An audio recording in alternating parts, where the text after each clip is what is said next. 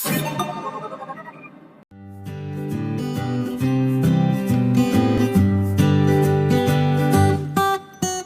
saya Imanuela Fiorencita Kasili, saya dari kelas 11 MIPA 1. Kenalkan, nama saya Dinda Farisa Laidi, saya dari kelas 11 MIPA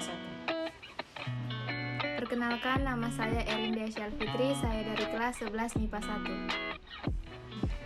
Perkenalkan, nama saya Preti Bawenti, saya dari kelas 11 MIPA 1. Perkenalkan, nama saya Manuela Wijaya, saya dari kelas 11 MIPA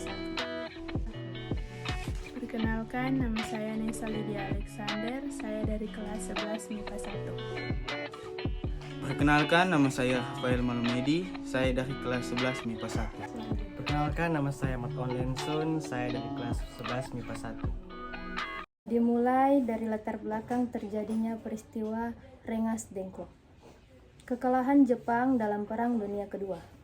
Setelah Jepang dijatuhi bom atom sebanyak 2 kali pada tanggal 6 Agustus di kota Hiroshima dan 9 Agustus di kota Nagasaki, Jepang kehilangan 2 kota penting yang menjadi penyokong segala sesuatu yang dibutuhkan Jepang dalam Perang Dunia Kedua.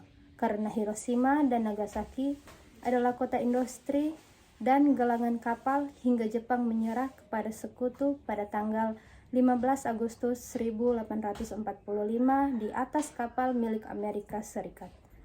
Setelah itu, Indonesia yang merupakan wilayah kekuasaan Jepang ditetapkan sebagai wilayah de facto di mana tidak boleh ada terjadi perubahan pemerintahan selama sekutu belum mendarat di Indonesia. Jadi Jepang diminta oleh sekutu untuk menjaga agar Indonesia tidak merdeka terlebih dahulu.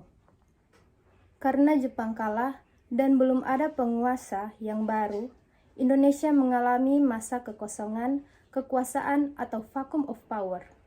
Setelah itu mulai masuknya pasukan sekutu di wilayah perairan Indonesia dan perbedaan pendapat golongan tua dan golongan muda. Setelah itu, pada tanggal 15 Agustus 1945 terjadi Rapat Pemuda. Rapat Pemuda terjadi dikarenakan perbedaan pendapat antara golongan muda dan golongan tua. Mengenai waktu dan cara proklamasi, kalau golongan muda itu waktunya ingin segera, kalau golongan tua mempersiapkan secara matang terlebih dahulu. Cara proklamasi golongan muda tidak mau melalui PPKI, karena PPKI merupakan bentukan dari Jepang. Kalau golongan tua ingin kemerdekaan Indonesia melalui PPKI, karena kalau kita merdeka melalui PPKI, seolah Jepang merestui kemerdekaan Indonesia. Puncak dari ketegangan itu, kemudian para pemuda mengadakan rapat yang pertama, bertempat di Gedung Bakteriologi, yaitu pada tanggal 15 Agustus 1945, yang mana dipimpin oleh Garil, salah satu tokoh yang hadir. Antara lain Nur Kusnandar, Subadio Subianto, Margono, dan Wikana.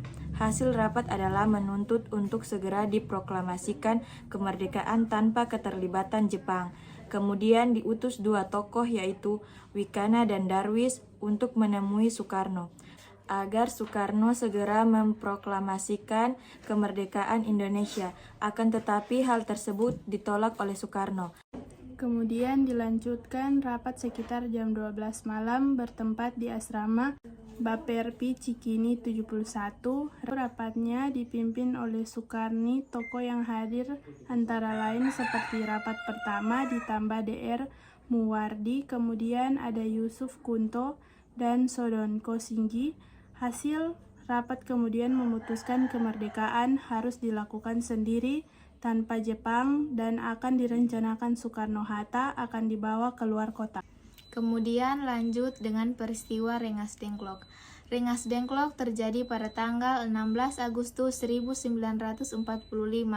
Soekarno-Hatta dibawa ke rumah milik Dijau Kesyong di kampung Bojo Rengas Dengklok, Jawa Barat. Para pemuda menculik atau mengamankan Soekarno, Hatta, Fatmawati, dan Guntur.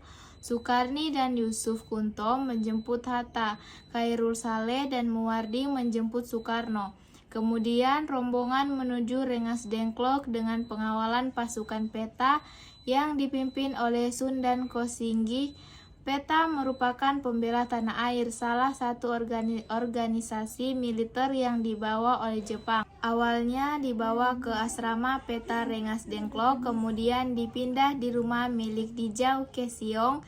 Ini merupakan rumah di mana tempat Soekarno dan Hatta tinggal ketika di Rengas Dengklok. Tujuan dari peristiwa Rengas Dengklok adalah pertama, mengamankan Soekarno-Hatta dari pengaruh Jepang. Yang kedua, mendesak untuk segera melaksanakan proklamasi. Ketiga, proklamasi harus dilakukan tanpa keterlibatan Jepang. Padahal satu itu rencana pada tanggal 16 Agustus 1945 akan dilaksanakan sidang PPKI di Jakarta. Akan tetapi batal karena pemimpin PKI yakni Soekarno dan wakilnya Hatta tidak berada di Jakarta. Kemudian, kenapa dipilih Rengas Dengklok? Dikarenakan pertama, letaknya strategis, tidak terlalu jauh dari jalan raya. Kedua, dikuasai oleh pasukan peta. Dan ketiga, rakyat Rengas Dengklok anti terhadap Jepang. Akhir peristiwa Rengas Dengklok, Ahmad Soebarjo mewakili golongan tua menemui golongan muda dan menjamin proklamasi akan dilaksanakan besok 17 Agustus 1945.